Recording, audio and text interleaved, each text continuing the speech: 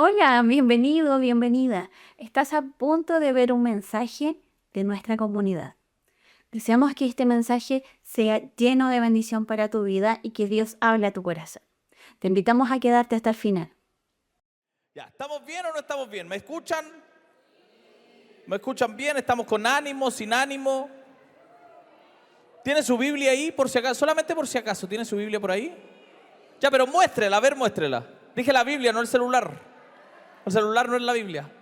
No, está bien. Ya, qué bonito, muchas gracias. Vamos a buscar el texto de Mateo 9 y van a tenerlo ahí, Mateo 9, para que vayan buscándolo, para que lo tengan a la mano. No lo vamos a leer todavía, pero lo tengan a la mano. Me dice, aquí, cuando ya lo tenga, ¿ok? Aquí, ¿listo? ¿Ya la mayoría lo tiene? Con eso en mente, amigos, ustedes se hacen preguntas de su fe, pero realmente, o sea, como que se dedican a pensar por qué creen lo que creen, por qué dudo, por qué me pasa lo que me pasa, no sé, se hacen preguntas en general o no, pero siendo honesto, seamos honestos, porque uno a veces puede pasar la vida sin hacerse preguntas y simplemente siguió el camino que todo el mundo siguió nomás. Si uno suele hacer eso, uno no se pregunta muchas cosas, sino que las da por sentadas porque es algo que lo inculcaron de niños. Como por ejemplo la crianza, yo me acuerdo que si uno se portaba mal, tus papás te pegaban y eso era como dado, nadie cuestionaba el por qué te pegaban. No, si me porté mal, necesito. De hecho, yo me acuerdo que peleaba con mi hermana y de repente habíamos peleado y mi mamá sabía que teníamos que decirle a mi papá. Mi papá era el que ponía el orden ahí, o sea, que nos azotaba en realidad, esa es la palabra. Entonces cuando llegaba mi papá, no lo íbamos a saludar y solo decíamos, papá, nos portamos mal. Y nos poníamos así. Porque sabíamos y no cuestionábamos porque éramos niños. Quizá uno más grande se cuestiona cosas, pero así mismo vamos acarreando enseñanza, acarreando un montón de cosas que no cuestionamos. Y justo escuchaba ¿por qué ese suspiro? Ay, sentí yo. ¿Se acordó del cable de la plancha? A nadie le pegaron con el cable. A mí nomás me pegaron el cable de la plancha. Ah, ya, menos mal. Ya, pero ¿a ustedes le pusieron la plancha acá? No, estoy bromeando, no fue así. El otro día estaba escuchando a un comediante, para variar, a un comediante mexicano. Pero este comediante, él dice que abiertamente que es ateo. ¿Y qué hace Santiago escuchando a un ateo? Amigo, hay que escuchar a todo el mundo. Uno aprende, pero este comediante ateo es muy hereje. De hecho, pasa límites que yo jamás pasaría, obvio, ¿ya? Pero él dice cómo destruir a Dios, porque él hace una crítica igual a la iglesia, sobre todo a la iglesia católica. Y este comediante llamado Carlos Vallarta decía, ¿saben cómo se mata a Dios? A Dios se lo mata ignorándolo y no dándole dinero. Y uno queda, ya, yo sé que ustedes van a decir, ¿qué está diciendo el Santiago? Pero espérenme, todavía hay más. Entonces dice, a Dios la única forma de matarlo es ignorándolo y no dándole dinero. Imagínense si todos nos pusiéramos de acuerdo, dice él, y dejamos de diezmar, y todas las iglesias católicas y todas las iglesias del mundo dejan de diezmar. Dice, Dios muere, porque es lo mismo que hacemos, la misma técnica que se utiliza para alejar al limpiaparabrisas, ignorándolo y no dándole dinero. Dice, entonces Dios no es tan poderoso. Y después hace una declaración y dice, miren, yo la verdad no sé si yo creo todo lo que estoy diciendo aquí en el escenario. Porque si bien yo acá en el escenario me veo muy valiente diciendo, soy ateo y todo eso, yo creo que soy el que me conozco más, que llegado el día en que muera, dice él, llegado el día en que muera, probablemente voy a echar todo lo que creí por la borda y le voy a decir a mi esposa, mi amor, llámate a un cura porque ya valió madres. Y dice, voy a echar todo por la borda y quizá en el último instante voy a decir, no, llámate al cura, que ya es la última solución, no me quiero morir, tengo tristeza, no me quiero morir, llámate a un cura. Y dice, y bueno, si muero y llego a estar delante de Dios, si realmente existía, voy a estar delante de Dios y le voy a decir, Dios, tú que sabes todo, ¿cuál fue el propósito de mi vida? Y Dios saca una libreta de los propósitos de la vida y de los significados de la vida y dice, el propósito de tu vida era pelar choclos. Y dice, ¿y por qué no me dijiste antes? ¿Cómo pelar choclos? Yo me pasé contando chistes en contra tuyo, para ser específico, esperando que un cristiano me apuñale, o contando quizá que un cristiano me apuñale, porque los cristianos obviamente saben manejar armas blancas y ellos vienen de la cárcel prácticamente, entonces van a saber y me van a apuñalar. Y yo tenía solamente que pelar choclos, nada más. Pero a mí me gustó mucho eso. Me gustó más que todo lo que decía el comediante, que él se haga preguntas y que asuma que al final de su tiempo probablemente va a echar todo por la borda para creer en algo, por lo menos, en algo que le dé esperanza. Y tuve una conversación hace poco con un pastor amigo y con un escritor. Estábamos reunidos y de repente uno de ellos dijo: oye, ¿les puedo hacer una pregunta? ¿Por qué ustedes siguen yendo a la iglesia? ¿Por qué seguimos yendo a la iglesia? No era una pregunta para mí en específico, era para los tres. ¿Por qué seguimos yendo a la iglesia? Y el que hizo la pregunta no fue nada más y nada menos que el pastor. No, y no era yo, era el otro amigo pastor. O sea, yo podría haber hecho la misma pregunta y si bien la pregunta a mí me sorprendió, porque que te digan, oye, ¿por qué vamos a la iglesia? No era una mala pregunta. Si se dan cuenta, él no estaba diciendo, oye, hemos ido toda la vida a la iglesia, de hecho, 2 de nosotros somos pastores, pero ¿por qué vamos a la iglesia? ¿Por qué seguimos yendo a la iglesia? Y vuelvo a decir, no es una mala pregunta si consideramos todas las variables que hay alrededor. ¿Por qué vamos a la iglesia siendo que hemos sabido de los abusos que existen en la iglesia, de cómo se ha abusado en nombre de Dios en la iglesia, de que las iglesias muchas veces le han prestado más ropa a los agresores que a las víctimas, siendo que está en el auge este cristianismo blanco, xenófobo muchas veces, que se bautiza casi con xenofobia y como que se avala mucho el nacionalismo que se tiene, y sobre todo este sionismo que hablan pro Israel, sabiendo todas las atrocidades que están sucediendo, pero no, hay que bendecir a Israel porque Israel es el pueblo de Dios y como que tienen una obsesión con Israel. Yo me acuerdo en la marcha ¿cómo se llamaba? Marcha por Jesús, así se llamaba. Todos eran con banderas de Israel y uno no entendía nada. ¿Por qué las banderas no sé si todos querían ser judíos y sin entender que el Israel bíblico no es el mismo Israel que tenemos hoy en día. Pero aún así hay una obsesión. Entonces la pregunta no era mala. Esa pregunta los planteó. Y ustedes, quiero que se hagan esa pregunta hoy. ¿Por qué ustedes vienen a la iglesia? ¿Por qué? Piénsenlo un poquito. ¿Por qué ustedes están acá? ¿Qué es lo que buscan aquí? Y yo en ese momento, quizá antes hubiera dado una respuesta teológica muy profunda y elegante, o hubiera dado, no sé, alguna respuesta histórica incluso del por qué voy a la iglesia. Pero creo que hoy en día ya me conformo más con estas, no sé, respuestas sencillas. No sé, y no es por lata, ¿no? Sino porque creo que hay respuestas sencillas que podría dar. Y yo me salió una respuesta casi del alma, como muy visceral. Y sin pensarlo mucho, dije en voz baja, porque necesito ayuda. Porque necesito ayuda, porque no puedo solo. Y esa fue mi respuesta. No puedo solo. Necesito ayuda, por ejemplo, cuando me cuesta orar, cuando empiezo a orar y no sé qué más decir. Necesito ayuda para perdonar, sobre todo para perdonarme a mí mismo de las cosas que hago o digo. Porque cargo con culpas que no son ni mías muchas veces. Y necesito ayuda también para perdonar a otros. Necesito ayuda por un montón de razones. Necesito ayuda para que mi corazón no se endurezca. Necesito ayuda para aferrarme todavía a entender que el amor al final triunfa siempre. O para seguir creyendo que el amor tiene la última palabra. Y necesito ayuda para recordar que hay una historia mucho más grande y verdadera que lo que las redes sociales nos cuentan. Que hay una historia más allá. Y ahora yo creo que si hay una frase que resume mi fe, si hay una frase verdadera, es que yo sigo siendo cristiano, sigo asistiendo a la iglesia porque necesito ayuda. Solo le sumaría esa declaración de Pedro cuando le dice, Señor, ¿a quién iremos si solo tú tienes palabras de vida eterna? Y creo que eso resume mi fe. Es por eso que vengo.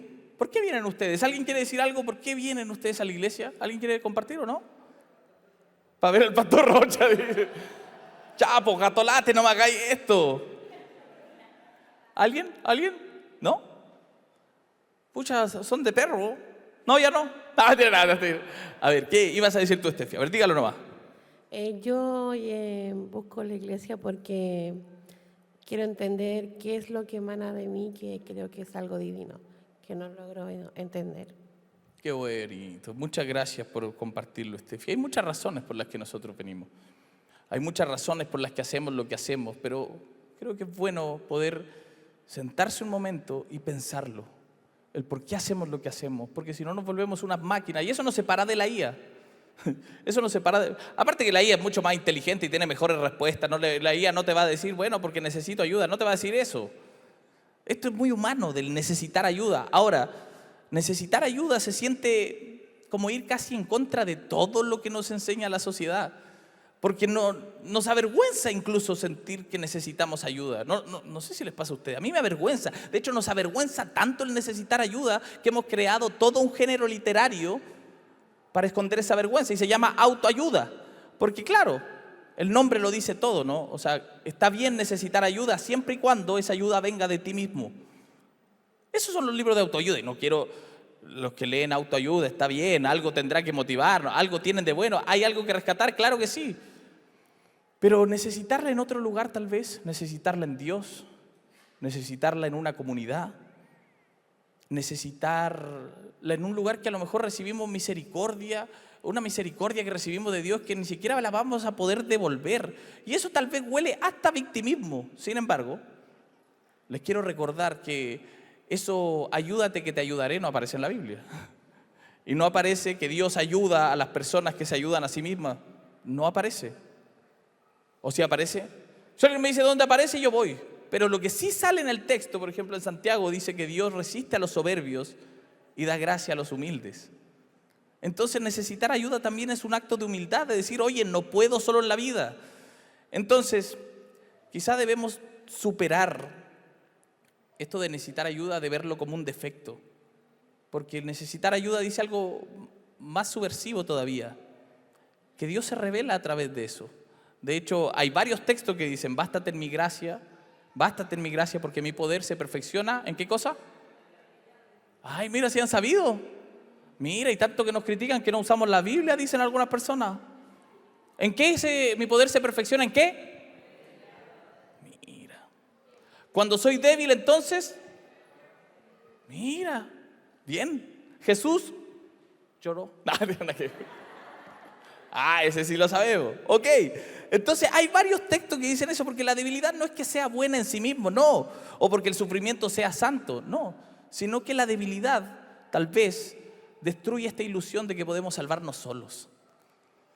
De hecho, tanto hemos predicado en el cristianismo, en iglesia evangélica. Yo recuerdo, la salvación es personal, la salvación es personal, la salvación es personal, como que uno pudiera salvarse solo. Y la verdad es que no, que nos salvamos a través de los otros también. Yo necesito de ustedes que me rescaten cuando estoy en el hoyo, claro que sí, por eso vengo a la iglesia, por eso vengo, porque necesito ayuda cuando no puedo más.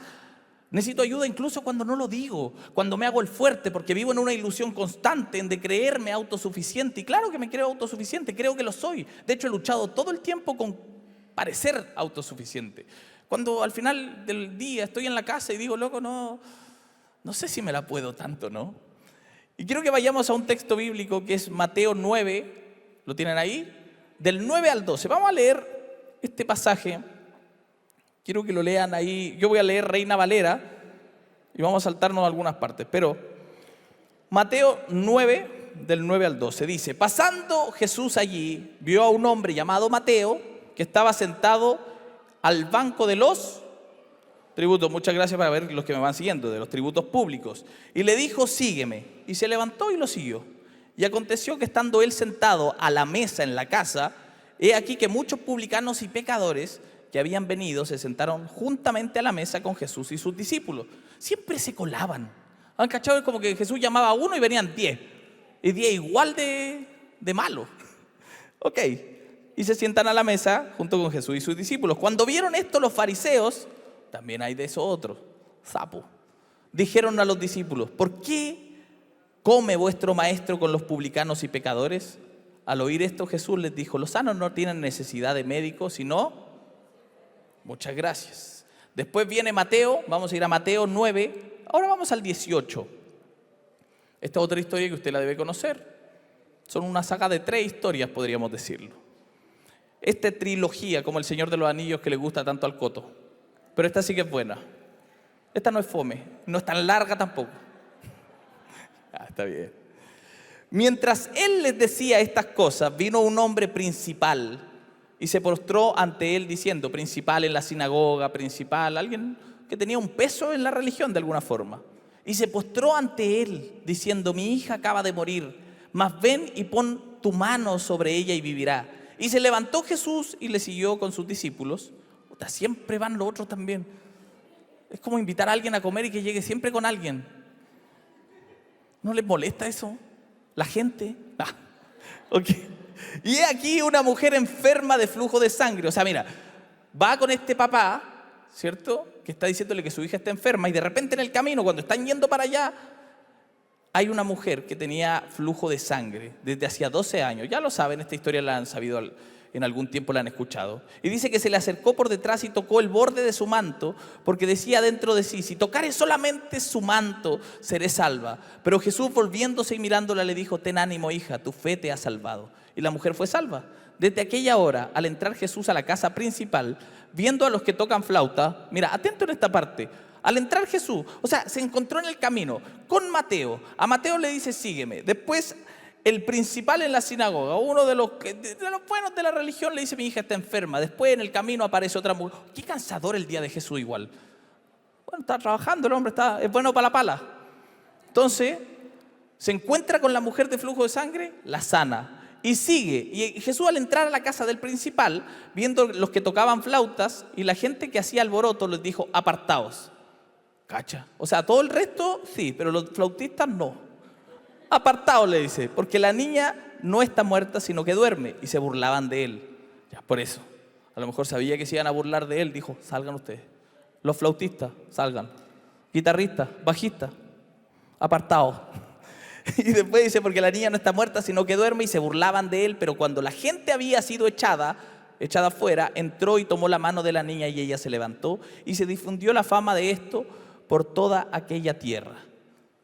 Amén. Ese es el texto de hoy. Son 3 historias. Esta trilogía de historias. Ahora, si algo puedo partir después de haber leído este texto, es que si es que hay algún flautista dentro de nosotros... No, si hay algún flautista, disculpen, no sé, en realidad no tengo mucha idea por qué, pero es como que Jesús a todos les dice que sí, pero le dice, oye, a ustedes los flautistas, ¿se pueden ir? Gracias. No sé por qué a ellos los discriminó, pero bueno. El Evangelio dice en boca de Jesús que ¿quiénes necesitan ayuda? ¿Quiénes necesitan? Los sanos no necesitan médico, dice. ¿Quién necesitan? Los enfermos. Los enfermos necesitan. Y no vino por los justos, sino que vino por... Sin embargo, para los que hemos sido creados tal vez en este evangelio de la autosuficiencia, del que todo podemos, esta autosuficiencia y la meritocracia, porque los que venimos de iglesia, sabemos que hay un tema de querer estar para no perdernos nada de la reunión de la iglesia, querer estar para que el pastor me vea.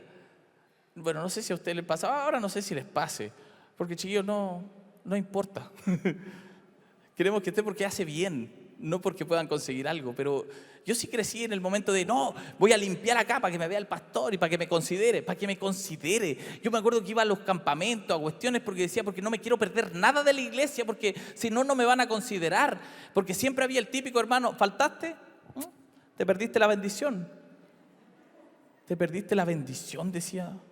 Claro, solamente por no haber podido, pero tengo a mi mamá enferma. No, te la perdiste, o sea que hay prioridades. Dios primero, después la familia y la patria después.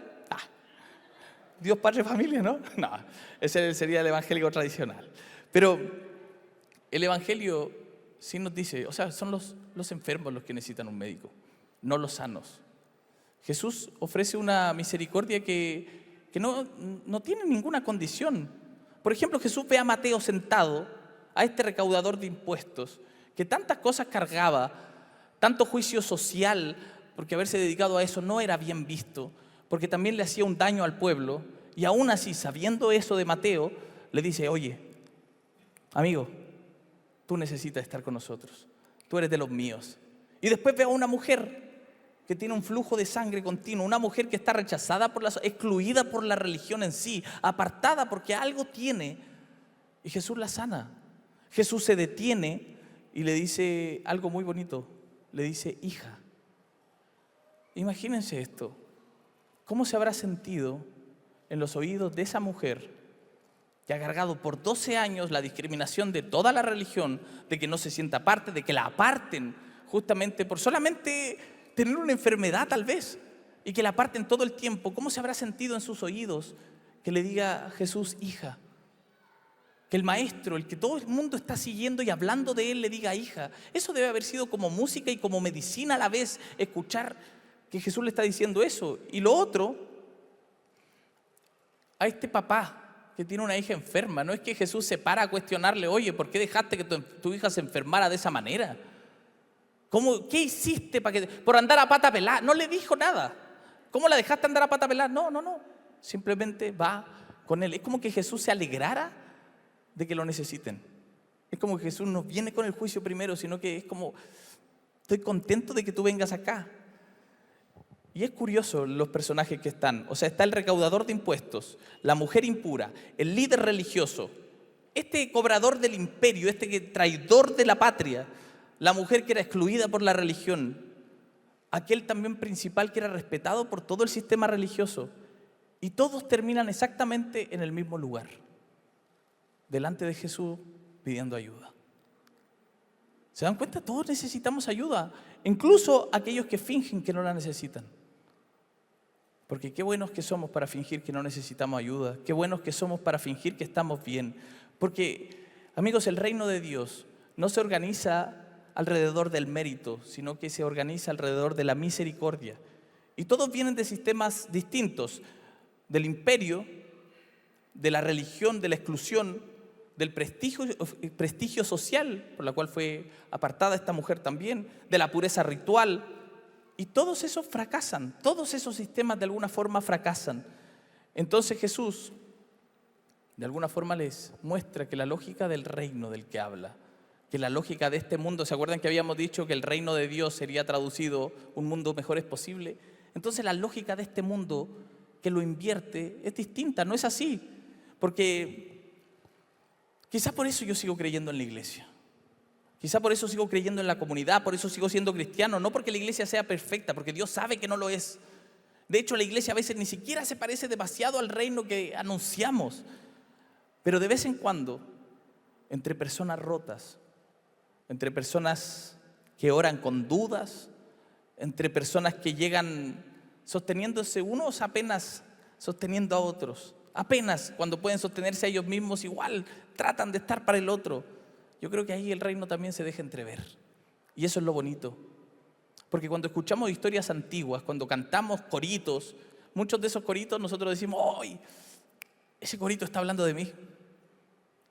Ese corito está hablando de lo que yo estoy viviendo. Y por eso nos emociona porque nos identifica. Hay canciones que nosotros lloramos cuando cantamos porque nos identifican, porque de alguna forma nos sentimos parte. Yo estoy sufriendo igual, cansado del camino.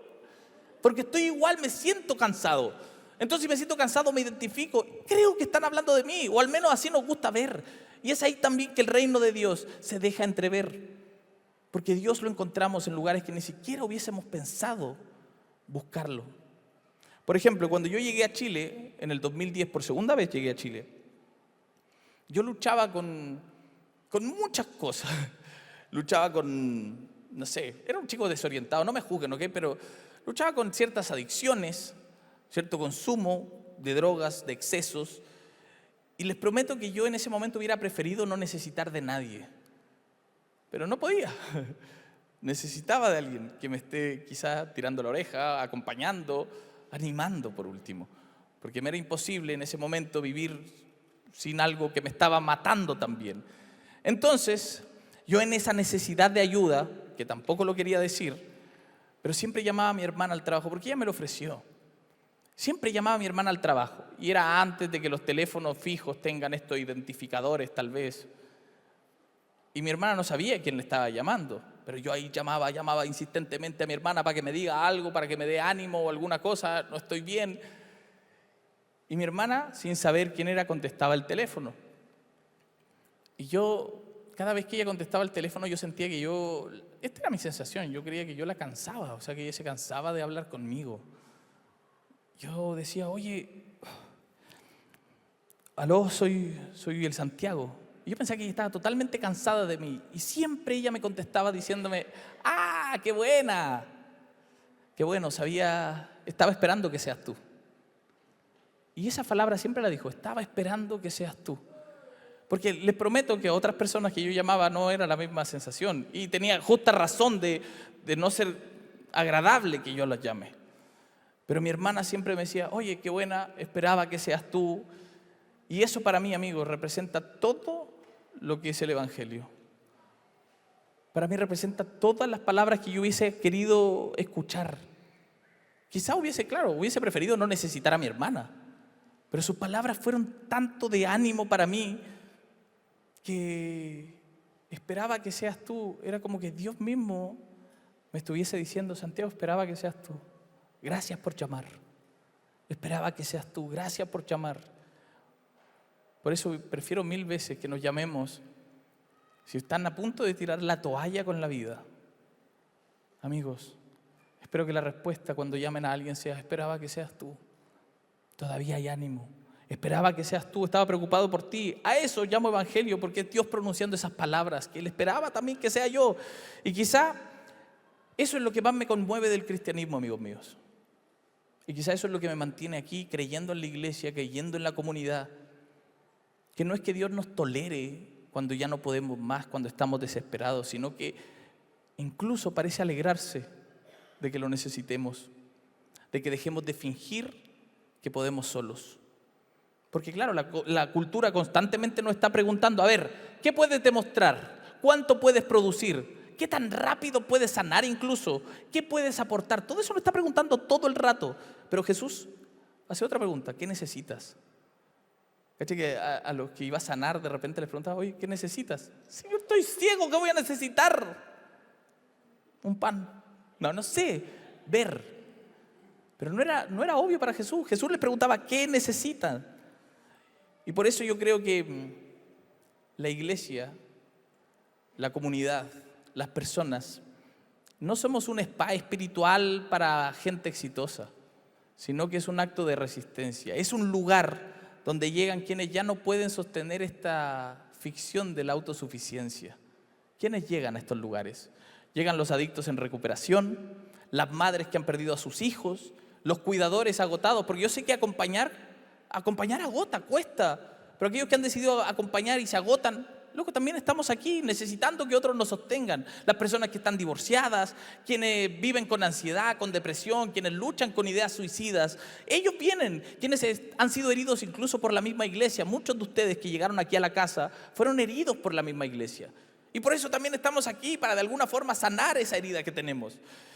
Y las personas también que hablan mal de ti, porque quizá también algo más necesitan sanar ellas, porque algo más necesitan sanar estas personas, por eso hablan mal de los otros. Y algunas personas que tal vez nos sorprende encontrar aquí, porque creíamos que toda su vida era muy perfecta, pero de alguna manera todos estamos diciendo, ayúdame, necesito ayuda, porque no puedo solo.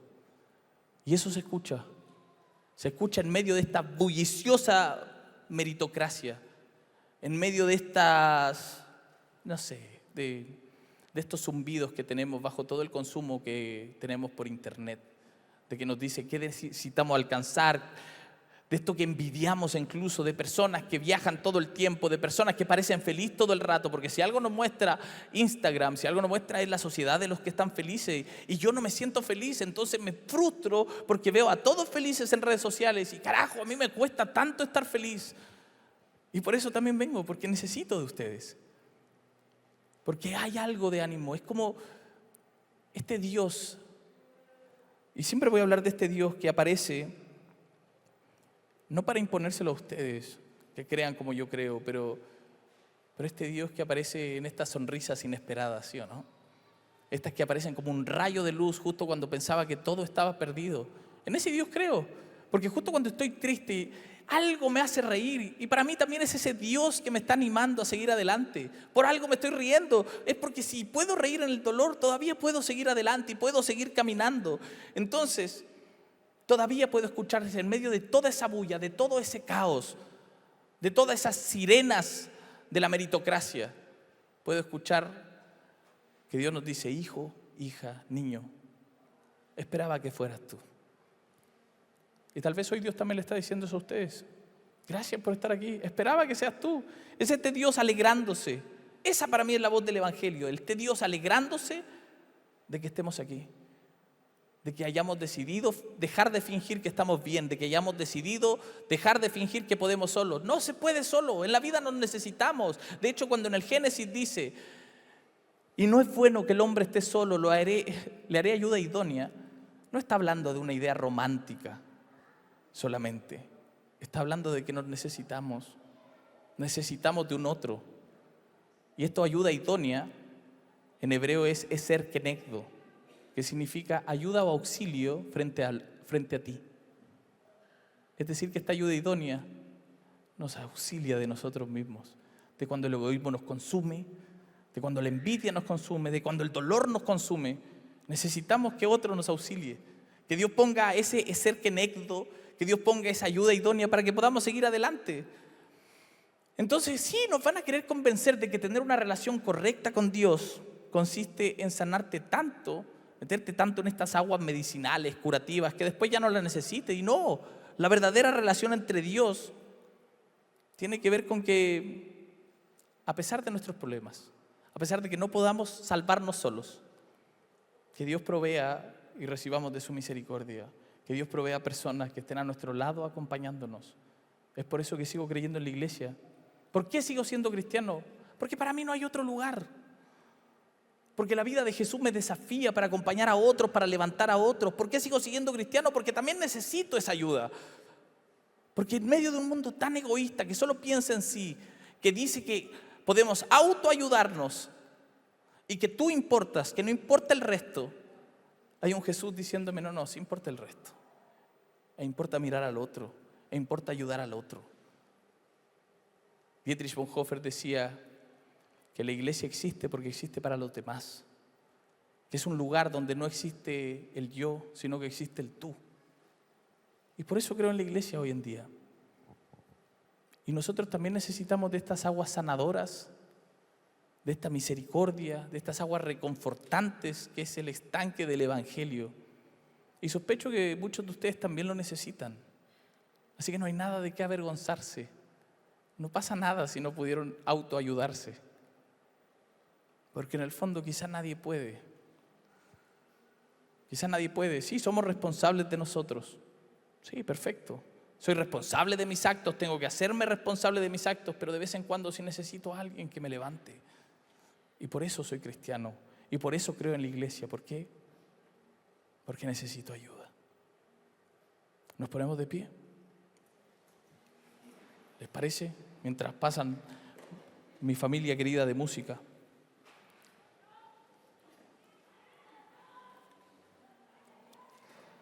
¿Ustedes necesitan ayuda? Ya, pero en serio sí, po. En serio sí. Este lugar, amigos, debería dejar de ser el lugar para fingir que todo anda muy bien. En donde era un paseo por el Museo de los Santos, básicamente, la iglesia. En donde todos decían, no, estoy en bendición, para la gloria de Dios, bendecido hermano. Cuando su matrimonio se estaba cayendo a pedazos. Pero aún así, teníamos el tupé de fingir que todo está bien. No sé por qué hacemos eso. A lo mejor porque queremos escalar y escalar todo el rato para saber que puedo ser el ejemplo para alguien más, pero a lo mejor deberíamos dejar de vivir como si fuéramos ejemplo para el otro, sino que deberíamos ser ejemplo de buscar ayuda cuando necesitamos, cuando no podemos más, porque nos vamos a terminar acabando nosotros mismos, porque buscamos consuelo en otras cosas que a lo mejor no nos están haciendo bien y nos están matando. Así que, amigos, aquí no necesitan fingir nada. No necesitan fingir que son santos, porque la santidad para Jesús tenía que ver con la misericordia. Por eso en el Antiguo Testamento decía, sed santos como vuestro Padre es santo.